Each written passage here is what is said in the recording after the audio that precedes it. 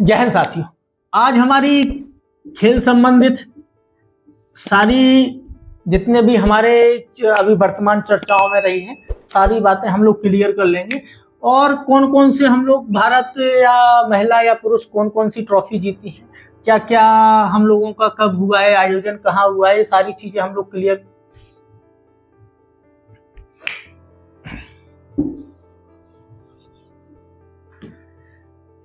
जय हिंद साथियों। अब होली का त्योहार और मुझे लगता है सभी लोगों ने आनंद पूर्वक मना लिया होगा। अब हम लोग आ जाते हैं वापस अपनी क्लास पर। आज हम लोग चर्चा करेंगे कि कौन सी ट्रॉफी भारत ने पुरुष या महिला ने कब जीती है और क्या क्या कौन कौन सी ट्रॉफी जीती हैं और इस क्षेत्र में कौन कौन से किस खिलाड़ी ने पुरस्कार पाए हैं, वो कौन से पुरस्कार किस क्षेत्र में दिए जाते हैं, ये सारी चीजें हम लोग क्लियर कर लेंगे। तो पहले तो कर लेंगे ट्रॉफी, फिर पुरस्कार, खिलाड़ी और फिर कर लेंगे कि कौन कौन से पुरस्कार किस क्षेत्र में दिए जाते हैं। इस संबंध में एक प्रश्न जरूर पूछ लिया जाता है, तो इसलिए हम लोगों को ये बहुत सतर्कता से बात कर लेनी है। तो अब आ जाते हैं हम लोग पहली। अभी हाल ही में जो चर्चाओं में मैंने आप लोगों से बोला था कि पहले हम लोग वो मुद्दा पढ़ेंगे जो करंट में चर्चाओं में रहा हो और फिर उसका सीधा हम बेस भी साथ में समझ लेंगे। तो इससे आपको ज़्यादा समझदारी, यदि आप करंट अलग पढ़ते हैं और बेस को अलग पढ़ते हैं तो मुझे लगता है फिर आप लोग जोड़ नहीं पाएंगे चीज़ों को, आपको याद नहीं रह पाएगा। तो कोई भी चीज़ कोशिश करना है, मैं बताता हूँ आप जैसे करंट में कैसे कन्फ्यूजन होंगे। किसी चीज़ का अभी वर्तमान में चर्चा हो गई है मार्च में, अब यही चर्चा हो गई मान लेते हैं 25 या 20 अप्रैल के बीच में, यहाँ पे आप लोग अब ये तो भूल जाएंगे अभी पढ़ के, तो पढ़ना एक चीज अलग बात है और याद रखना एक अलग चीज है। तो हम लोगों को ऐसी कोशिश करनी है, वो ऐसा अपना पूरा टारगेट या पूरा प्लान बनाना है कि जो हम लोग पढ़ने के साथ साथ याद भी रख सके।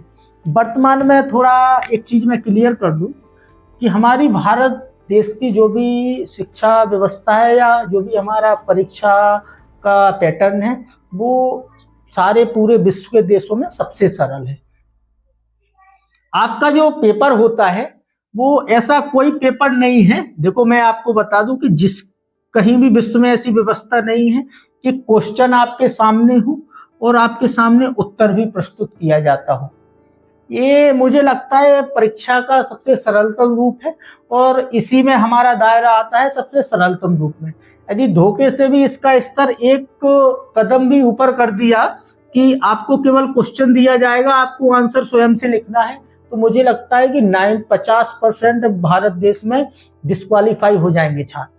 तो हमको पहले तो यही बहुत हमारी भारत सरकार का या हमारे जितने भी शिक्षा विशेषज्ञ हैं उनका बहुत बहुत आभार व्यक्त करना चाहिए कि हमारे लिए कितनी अच्छी सस्ती सुंदर सरल परीक्षा का आयोजन करवाते हैं और अभी भी इसमें कोई बदलाव नहीं हो रहा है। तो हम लोगों को बड़ा भाग्य, यदि हमारे यहाँ चाइना, जापान और दक्षिण कोरिया जैसी परीक्षाओं का आयोजन हो जाए तो 50% मुझे विश्वास है कि हमारे भारत देश के लड़के फॉर्म ही नहीं डालेंगे, क्योंकि उनको पता है अपना अपना स्तर क्या है।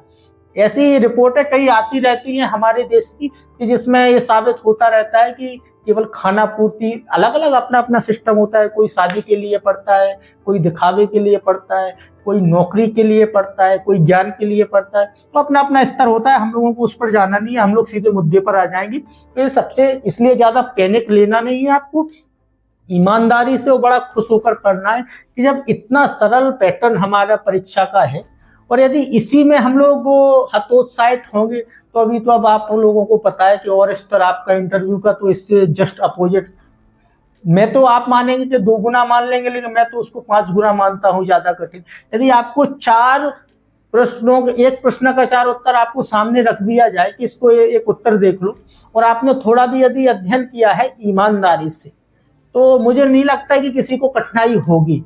यदि इसमें आप लोग ज्यादा टेंशन में होंगे, ज्यादा हाइपर होंगे, ज्यादा भटकेंगे, तो फिर अभी तो और बड़ा लेवल आपके सामने आएगा, तो फिर उसमें कैसे आप अपना आत्मविश्वास या आत्मसंयम बनाए रखेंगे। तो बिल्कुल नहीं घबराना है, आराम से। मैंने जीके साइको की गारंटी आप लोगों की ली है कि कहीं नहीं भटकना है आपको। ये सारे जो पहले मैं करवाऊंगा करंट प्लेस बेस फिर आ जाऊंगा कि ऐसे जो भी मुद्दे हमारे करंट में आपके सांस्कृतिक और सामाजिक चीजें जो नहीं आई हैं अभी वर्तमान, जो भी धार्मिक चीजें चर्चाओं में नहीं रही करंट में, तो फिर वो मैं आपको बेस के आधार पर पूरा समझा दूंगा। लेकिन आप लोगों को ईमानदारी से मेरे साथ रहना है और ईमानदारी से पढ़ते हुए नोट्स में जरूर लिखते चलना। यदि आप नोट्स नहीं बनाएंगे तो फिर मैं डाउट में हो जाऊंगा कि आप मेरे साथ चल सकते हैं। तो अब हम लोग सीधे मुद्दे पर आ जाते हैं, ट्रॉफियों पर। भारत देश ने अभी, इसको मैं सबको मिटाई दे रहा हूं, अब आप लोग लिखते चलना है। भारत देश के पास आईसीसी वर्ल्ड चैंपियन की 60 ट्रॉफी है, जिसमें से 2 वनडे वर्ल्ड कप की हैं, 50 ओवर वाला जिसका होता है, 2 T20 वर्ल्ड कप की है और 3 अभी आपने हाल ही में 9 मार्च को जो फाइनल जीता है वर्ल्ड चैंपियनशिप।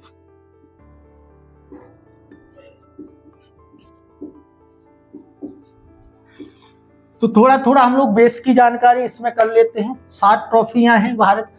कौन सी ट्रॉफी किस कैप्टनसी में जीती गई है वो मैं पूरी चीजें आपको बताऊंगा। कौन सी डेट में जीती गई है वो मैं आपको सारी चीजें बता दे रहा हूँ। थोड़ा इतिहास में आते हैं हम लोग। भारत देश में शुरुआत जो साक्ष्य मिलते हैं क्रिकेट के वो 1721 में है, मिलते हैं कि यहाँ लगभग शुरुआत होता है। आप लोगों ने यदि कोई एक मूवी देखी हो लगान क्रिकेट की, तो वहां से फिर भारत देश में शुरुआत मान ली जाती है कि इस समय से हमारे यहाँ जो हमारे जो नायक है आमिर खान, इतनी लगान देने से जो किसान उस समय पे जितनी उनकी दुर्दशा थी उनको बचाने के लिए क्रिकेट के आयोजन में अपने टीम उतारने की और उनसे खेलने की घोषणा की जाती है। बाद में अंततः जीत लिए जाते हैं। यदि जिसको टाइम हो तो थोड़ा लगान का वो सीन देख लेना कि कैसे भारत की जनता के ऊपर अत्याचार करके और कैसे मजबूर किया जाता था लोगों को यहाँ। लेकिन भारत देश में 1892 में कोलकाता में कलकत्ता क्रिकेट बोर्ड की स्थापना होती है। तो जो हमारी ऑफिशियल है वो 1892 से मानी जाती है। अब आ जाते हैं हम लोग यहाँ पे कि थोड़ी बात कर लेंगे कि आखिर ये सब होता है लेकिन इनको कौन करवाता है, आखिर इनका आयोजन क्यों जरूरी है, फायदा क्या है इसके आयोजन की। पहले तो हम लोग बात कर लेंगे इंटरनेशनल क्रिकेट काउंसिल। इसका जो मुख्यालय है वो दुबई में है, यूएई में है। इसकी स्थापना होती है 1909 में, जो आयोजन करवाता है अंतरराष्ट्रीय स्तर पर। अब इसी से जब हम लोग आईसीसी देख ही लिए हैं तो थोड़ा बीसीसीआई के बारे में। इसके हमारे अभी वर्तमान में 2 अध्यक्ष हैं, वो जयसाल साहब हैं, इसको याद रख लेना है क्योंकि भारत के पास ऐसा पहला अवसर हुआ है कि जो आईसीसी में भारत के कोई अध्यक्ष वहां पे चुना गया। तो जयसाल साहब का याद रख लेना है। देखो एक एक चीज आप पढ़ते चलेंगे, जोड़ते चलेंगे, आपको कभी नहीं फिर कोई कंफ्यूजन में नहीं डाल पाएगा। वो आप बिल्कुल चाहे वो आप कैसे ही आपके पास 4 ऑप्शन सामने रख दिए जाए, आप ये अच्छी तरह से लगा लेंगे। बीसीसीआई की हमारी स्थापना होती है 1928 में, लेकिन बीसीसीआई के अभी वर्तमान अध्यक्ष को जरूर याद रख लेना है मेरे हिसाब से, क्योंकि जयसाल साहब आईसीसी के चेयरमैन तो सबको पता है, लेकिन बीसीसीआई के चेयरमैन वर्तमान में है कौन वो थोड़ा कंफ्यूजन में हो सकता है। और एक साधारण सवाल है, आपसे चर्चा हो सकती है। तो रोजर बिन्नी ये हमारे पूर्व क्रिकेटर है। पहली बात तो रोजर बिन्नी साहब अभी वर्तमान में है बीसीसीआई चेयरमैन। एक मैं आपको बात बता दूं कि यदि आप लोग वास्तव में धर्मगुरु ईमानदारी से बनना चाहते हैं तो 2 चीजें अपने दिमाग में बैठा लेना है आज से।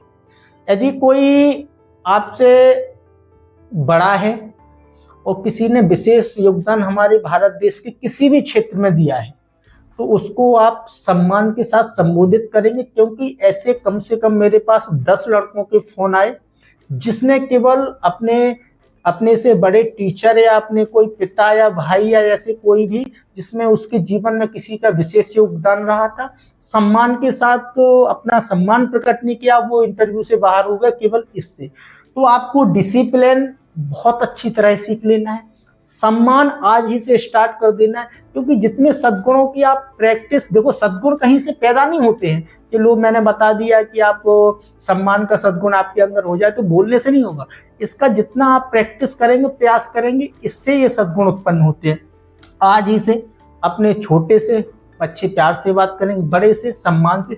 यदि आप और एक और मैं बता दूं, यदि आप श्री रोजर बिन्नी भूल गए हैं तो आपको लगता है कि अब मुझे संभालना है, तो बात खत्म होने से पहले पीछे सम्मान के साथ जी लगाकर बात कर लेंगे, तो वहीं पे संभल भी जाएगी, सम्मान भी हो जाएगा, यदि धोखे से नहीं तो शुरुआत ही से आपको सम्मान के साथ बात करनी है। ये बिल्कुल याद रखना है, जो भी मेरे साथ पड़े, क्योंकि ऐसी कई चीजें हैं, छोटी छोटी चीजें आपकी, जो आपको सिलेक्शन से, फाइनल से बाहर कर देता है। तो ये आपको बहुत जरूरी याद रखनी है।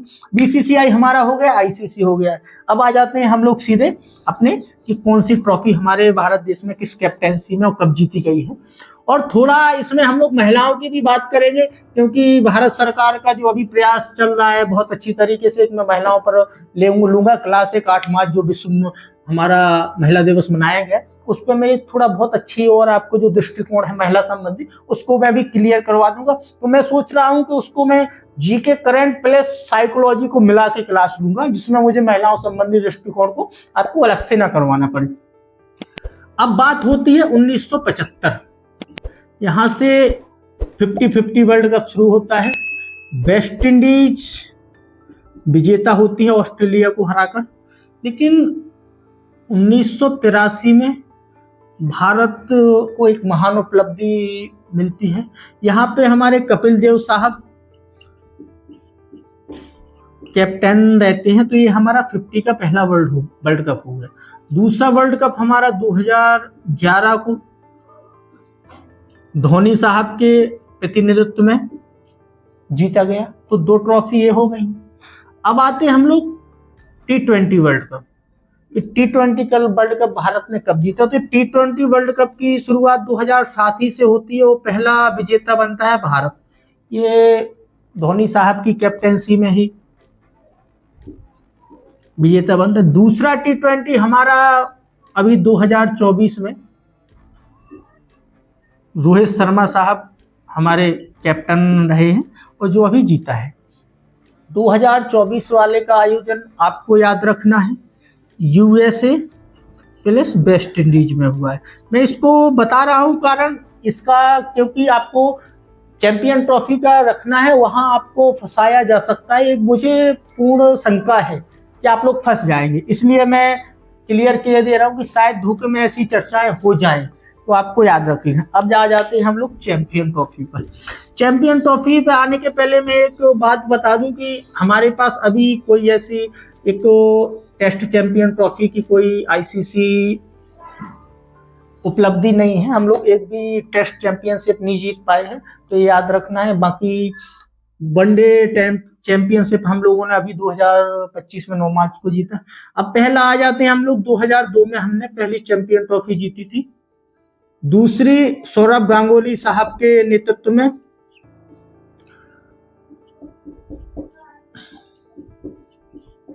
और दूसरी हमारी 2013 को धोनी साहब के नेतृत्व में, ठीक है। और अभी 2025 में जीती हमारी रोहित शर्मा साहब, तो ये आपको याद रखना है। और इसका आयोजन पाकिस्तान में हुआ, लेकिन फाइनल जो हुआ वो यूएई में हुआ, दुबई में।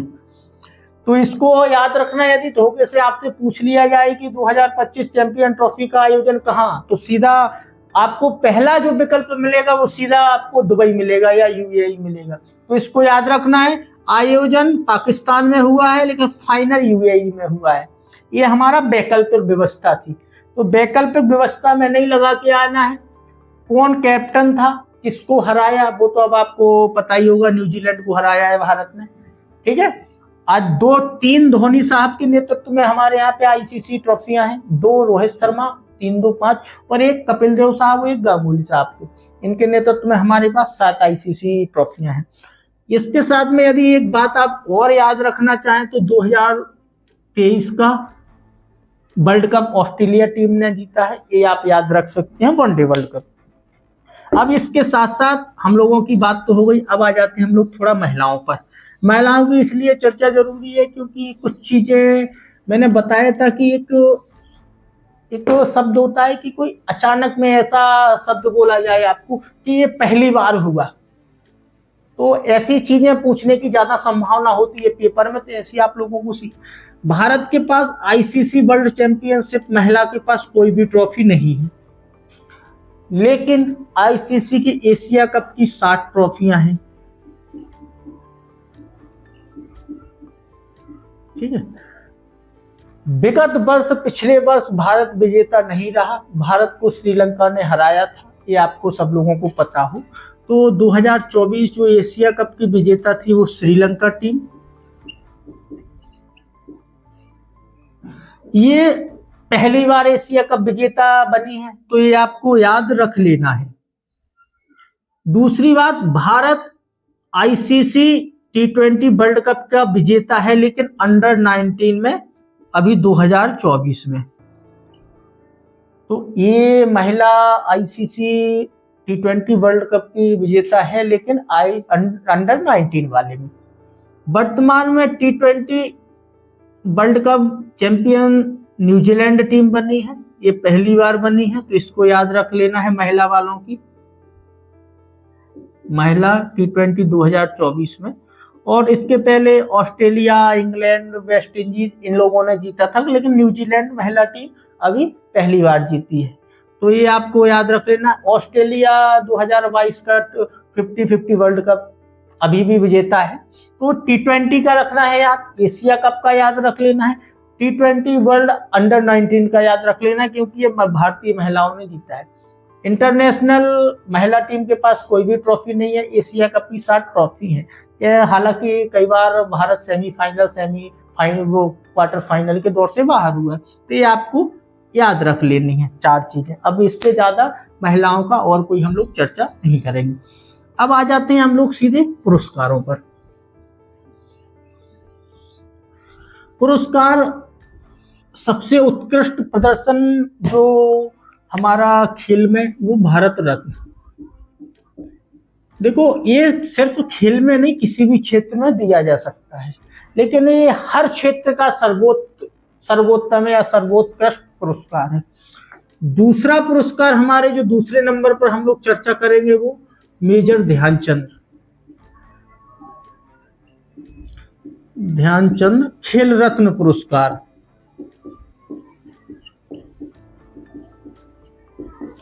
एक हम लोग तीसरे की चर्चा करेंगे, वो करेंगे अर्जुन पुरस्कार।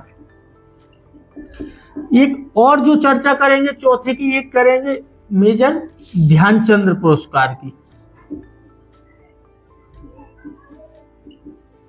और 5वें की जो हम लोग चर्चा करेंगे, वो करेंगे मौलाना अबू कलाम आजाद ट्रॉफी। ये कोई प्रतियोगिता नहीं है, ये पुरस्कार है, तो इनकी हम लोग चर्चा करेंगे एक एक करके। देखो, भारत रत्न 2014 में खेल क्षेत्र में केवल सचिन तेंदुलकर जी को दिया गया, तो ये आपको बिल्कुल याद रखना है। मैं थोड़ा कोशिश करूंगा कि इस तरफ याद रख सकूं। एक हम लोग इसको तो याद रखेंगे, लेकिन अब यहाँ से शुरुआत करते हैं। अब मैंने एक चीज छोड़ दी है, वो आपको पेपर में पूछ ली गई है, लेकिन मैं बताऊंगा उसको लास्ट में। पहले हम लोग, अब पूछने की संभावना इन 5 जगह से है। 6वीं है, जो खेल रत्न से जो भी प्रशिक्षण देते हैं हमारे कोच होते हैं, तो इनको दिया जाता है ये द्रोणाचार्य। अब ये भी गुरु हैं, और आप लोग धर्म गुरु के लिए जब बनने जा रहे हैं तो ये पूछ लिया गया था, लेकिन ऐसा हो सकता है कि पूछ ले, लेकिन मुझे नहीं लगता है कि ज्यादा रिपीट होते हैं। देखो, 100 में से 2, 4, 5 प्रश्न रिपीट होते हैं, तो वो रिपीट नहीं माने जाती। इसलिए हम लोगों को पूरा बेस के साथ तैयार रखना है कि वो किसी भी क्षेत्र में पूछी। मेजर ध्यानचंद पुरस्कार, इसके पहले मैंने एक वीडियो बनाई थी, 4 खिलाड़ियों को कौन कौन से पुरस्कार और ज्यादा अच्छा उत्कृष्ट उन लोगों ने अपना प्रदर्शन किया था, तो उन सारे लोगों के नाम पढ़ लेना। बहुत अच्छी तरह मैंने समझाया था। मेजर ध्यानचंद पुरस्कार 4 वर्षों के, जो विगत पिछले 4 वर्षों में आपका सर्वोत्कृष्ट प्रदर्शन के लिए दिया जाता है।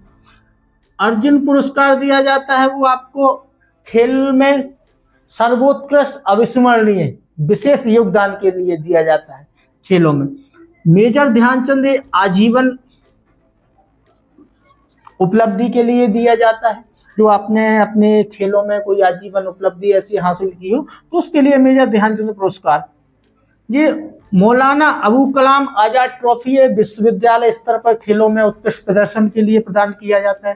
प्रशिक्षण के लिए जो हमारे अच्छा प्रदर्शन किए हैं जो भी खिलाड़ी, उनके कोचों को द्रोणाचार्य पुरस्कार दिया जाता है। तो जो भी आप लोगों को 6 पुरस्कार हैं, 6 ये याद रख लेने हैं क्या क्या हम लोगों ने हासिल किया है। और 4 वो खिलाड़ियों को मैंने पिछली क्लास एक वीडियो बनाई उसमें आपने क्लियर किया है। आप यदि ऐसा डालेंगे मेरे नाम से या पुरस्कार तो आ जाएगा, तो उन 4 का नाम आपको देख लेना है कि आखिर क्या है। मनु भाकर, हरमनप्रीत सिंह और डी गुकेश और एक मुझे लगता है कोई सुभाष कुमार, ऐसा मैं थोड़ा कंफ्यूज हूँ उसमें, तो देख लेना है आपको वो वीडियो। बाकी अब खेलों से संबंधित आपसे कोई प्रश्न ऐसा आपसे हटके नहीं पूछा जा सकता है। ठीक है, धन्यवाद।